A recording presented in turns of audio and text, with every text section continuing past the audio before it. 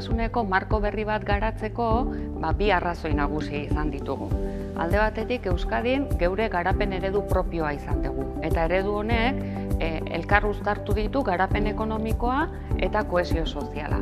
Eta eredu honek emaitza honetara eman gaitu. Ikusten dugun bezala, Euskadiren ongizateko eta lehiakortasuneko adierazleetan ondo kokatuak gaude Europa mailan.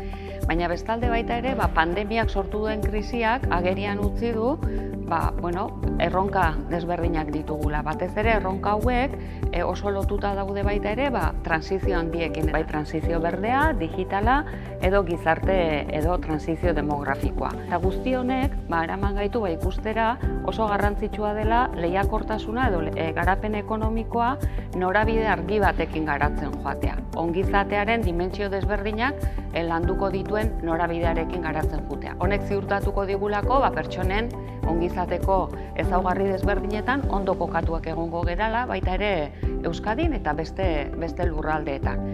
Eta horretarako garatu dugu eredu propio bat, marko berri bat, eta honek bere erdigunean ditu ongizatearen eta garapen ekonomikoko harremanak sustatzea, hau da hauek elkarreragin positiboa ukitzea, eta horretarako definitu ditugu zein izango lirateken lehiakortasuneko palankarik nagusienak. 6 palanka definitu ditugu horretan lagunduko luketenak. Ondoren ikusi dezakezuen bideo batean ere jasotzen da esplikazioa pixkat eredu honek dituen ezaugarri berezietan.